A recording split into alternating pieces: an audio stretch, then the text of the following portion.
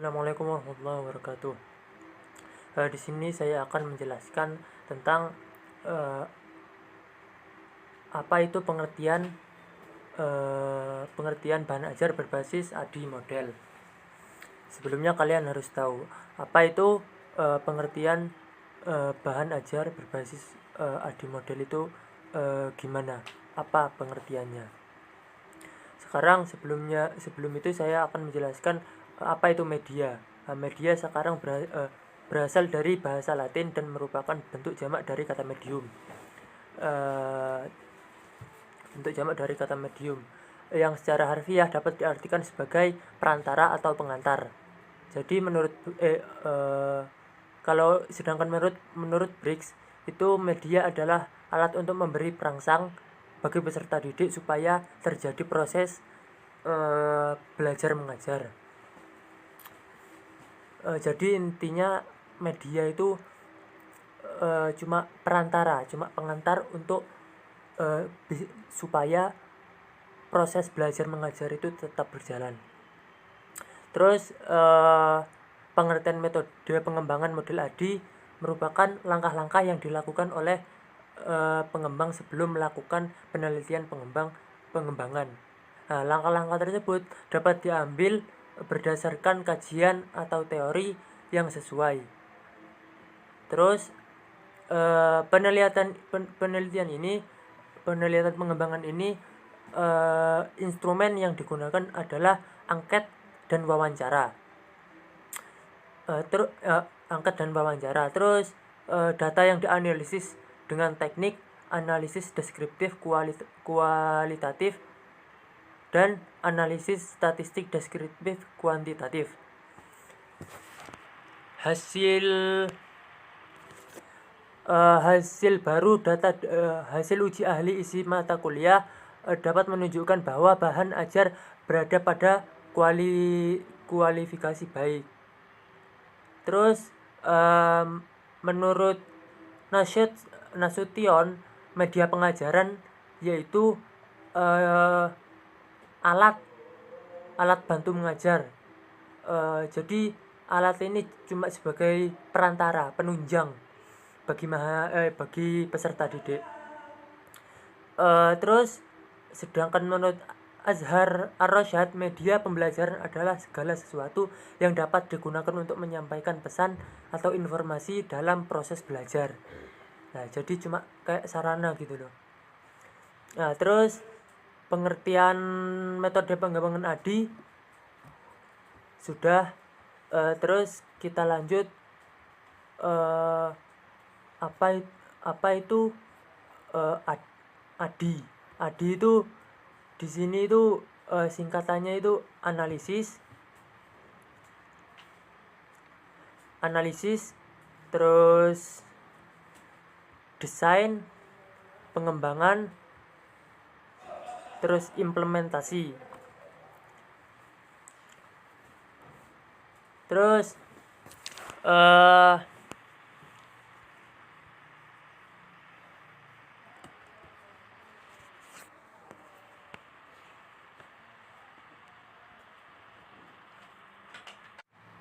selain pengertian di atas, ada juga yang berpendapat bahwa media pembelajaran meliputi perangkat keras atau biasa yang kita sebut hardware. Terus ada juga perangkat lunak dan biasanya disebut software. Sebelumnya hardware itu adalah alat-alat yang yang dapat mengantarkan pesan seperti overhead projector, terus radio, televisi dan lain sebagainya. Terus sedangkan software yaitu isi program yang mengandung pesan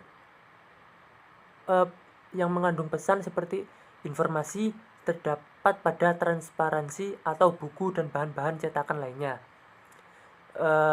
Terus di sini biasanya media pada hakikatnya itu merupakan media itu merupakan salah satu komponen sistem pembelajaran. Sebagai komponen media hendaknya merupakan bagian integral dan harus sesuai dengan proses pembelajaran secara menyeluruh.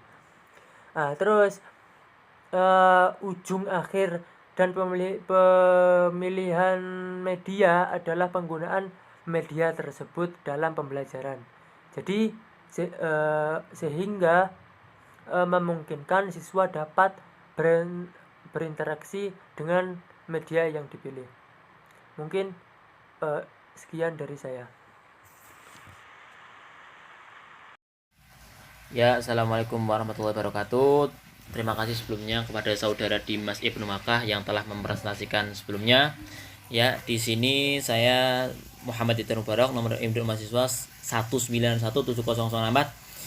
akan melanjutkan tentang materi, yaitu penelitian yang digunakan dalam metode ADI, Analysis, Design, Development, Implementation, and Evaluation. Jadi di sini dijelaskan dalam mengembangkan bahan ajar perlu diperhatikan model pengembangannya guna memastikan kualitas bahan ajar dalam menunjang efektivitas pembelajaran, karena pengembangan bahan ajar pada dasarnya merupakan proses yang bersifat linear dengan proses pembelajaran ketersediaan bahan ajar selama ini masih minim. Oke. Next ya. Jadi salah satu bahan ajar mestinya disusun berdasarkan kebutuhan tujuan pembelajaran. Salah satu desain pengembangan bahan ajar yang sering digunakan adalah AD. AD itu Analysis, Design, Development, Implementation, and Evaluation. Itu mulai tahapan itu. Itu proses pengembangannya beberapa kali dengan berdasarkan pengujian tim ahli, subjek penelitian secara individu, skala terbatas dan maupun skala luas, serta revisi penyempurnaan metode akhir. Oke, langsung dalam tahapan dalam metode AD diimplementasikan sebagai berikut. Yang pertama yaitu analisis. Ya. Analisis gimana? Analisis itu yaitu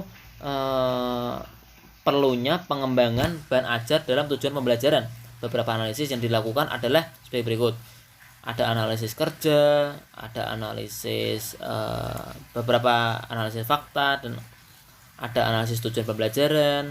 Ya, di dalamnya tersebut meliputi beberapa sub yang menjelaskan analisis kerja itu apa saja. Itu ada analisis siswa, yaitu analisis siswa merupakan telaah karakteristik kemampuan siswa yang beragam.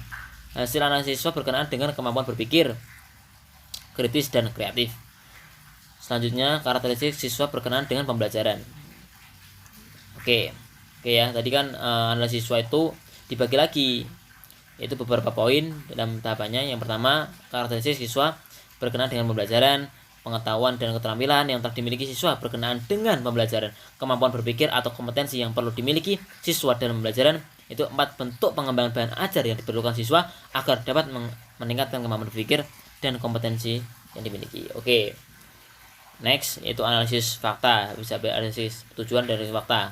Itu berdasarkan konsep, prinsip, dan prosedur materi pembelajaran. Itu analisis materi tersebut berkenaan dengan identifikasi terhadap materi agar relevan dengan pengembangan bahan ajar dalam pembelajaran. Oke, langsung aja ya. Oke, yang kedua yaitu desain. Oke, dalam desain tersebut meliputi beberapa perencanaan pengembangan bahan ajar. Yang pertama itu penyusunan bahan ajar dalam pembelajaran kontekstual, dalam mengkaji kompetensi inti dan kompetensi dasar untuk menentukan materi pembelajaran berdasarkan fakta, konsep, prosedur, dan prinsip. Oke. Yang kedua, merancang skenario pembelajaran. Yang ketiga, pemilihan kompetensi bahan ajar. Yang keempat, perencanaan awal perangkat pembelajaran yang didasarkan pada kompetensi mata pelajaran. Yang kelima, perancangan materi pembelajaran dan alat evaluasi belajar dengan pendekatan pembelajaran. Oke. Yang ketiga, development atau pengembangan. Ini agak kebalik ya, di PPT itu di analisis mengembang, jadi sebenarnya itu analisis, desain, baru development atau pengembangan. Ini kebalik ini, yang membuat PPT salah ini. Oke, yang pengembangan dalam model ADI itu berisi tentang realisasi rancangan produk, dalam hal ini bahan ajar. Jadi harus dikembangkan bahan ajar tersebut, enggak monoton. Jadi ada perkembangan.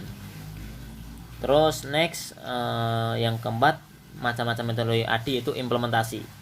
Itu bagaimana setelah dianalisis terus didesain bagaimana bahan ajar tersebut dapat digunakan dengan baik untuk meningkatkan hal-hal tren yang positif. Harus Setelah itu dikembangkan, baru dikembangkan terus diimplementasikan. Bentuk implementasinya apa itu? Jadi realisasinya bagaimana, bahan ajar yang kita desain itu bagaimana. Yang terakhir itu evaluasi.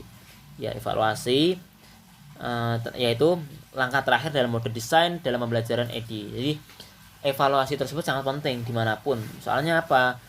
Di Anda atau kita semua ketika merencanakan sesuatu pasti kita akan menganalisis, evaluasi apa sih kekurangannya, apa sih jadi bahan ajar apa yang telah desain, kita kembangkan, kita implementasikan, baru kita evaluasi kurangnya apa, untuk pengembangan selanjutnya seperti apa, begitu ya.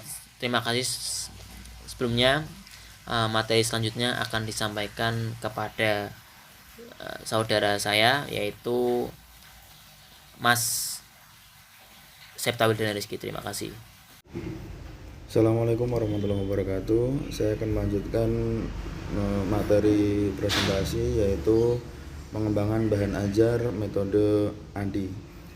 Bahan ajar merupakan bagian yang penting dalam menentukan kualitas pembelajaran. Desain pengembangan bahan ajar perlu memperhatikan model pengembangannya untuk memastikan kualitas bahan ajar dalam menunjang efektivitas pembelajaran. Karena pengembangan bahan ajar pada dasarnya merupakan proses yang bersifat linear dengan proses pembelajaran. Salah satu desain pengembangan bahan ajar yang sering digunakan adalah ADI, model melalui 5 tahapan: analisis, desain, development, implementasi, dan evaluasi. Model ADI adalah salah satu model desain sistem pembelajaran yang memperlihatkan tahapan dasar sistem pembelajaran yang mudah untuk dilakukan. Bahan ajar merupakan bagian dari sumber belajar. Yang dimaksud dengan sumber belajar ialah asal yang mendukung terjadinya belajar, termasuk sistem pelayanan, bahan pembelajaran, dan lingkungan. Sell and Ritchie 1994. Bahan ajar disusun berdasarkan tujuan pembelajaran, khusus karakteristik peserta didik, dan strategi pembelajaran untuk setiap tujuan pembelajaran. Bahan ajar merupakan komponen yang saling terkait erat dengan isi setiap mata pelajaran dan harus relevan dengan tujuan pembelajaran, karakteristik peserta didik, dan strategi pembelajaran. Terima kasih. Assalamualaikum warahmatullahi wabarakatuh. Bismillahirrahmanirrahim. Baik, di sini saya Ahmad Rifki Rawi Syabuddin dengan NIM 19170008 dari kelompok 7 akan melanjutkan materi yang sebenarnya telah dijelaskan oleh pemateri sebelumnya, yakni ada Mas Dimas, ada Mas Haidar, dan ada Mas Wildan. Di sini saya akan menjelaskan materi tentang penerapan model ADIE. Nah, dalam penerapan model ADIE ini ada 5 tahapan yang sebenarnya telah dijelaskan oleh pemateri sebelumnya, yakni adapun tahapan-tahapan tersebut yakni analisis, kemudian desain, yang ketiga development atau pengembangan, nah ada implementasi, dan yang terakhir evaluasi. Nah, kelima fase ini harus dilakukan secara sistematis supaya nantinya dalam penerapannya atau hasil dari penerapan tersebut akan menjadi lebih efektif dan efisien, dan tentunya suasana pembelajaran yang nantinya akan menjadi pembelajaran yang menyenangkan supaya siswa pelajar bisa mencerna atau menerima materi dari pendidik tersebut. Nah, dalam penerapannya model ADIE ini bisa diterapkan kepada sekolah dasar, sekolah menengah pertama SMP, kemudian sekolah menengah atas SMA, dan yang terakhir di perguruan tinggi. Nah, adapun nanti hasil penelitian penggunaan model ADIE ini dalam pendidikan bertujuan untuk mengembangkan rancangan pembelajaran yang dapat meningkatkan kemampuan berpikir kritis, misalnya, atau untuk meningkatkan keefektifan pembelajaran sehingga nantinya bisa diterima oleh peserta didik ataupun pelajar. Mungkin cukup sekian dari kelompok kami, kelompok 7. Selanjutnya jika ada pertanyaan atau sanggahan atau tambahan dipersilahkan. Terima kasih. Assalamualaikum warahmatullahi wabarakatuh.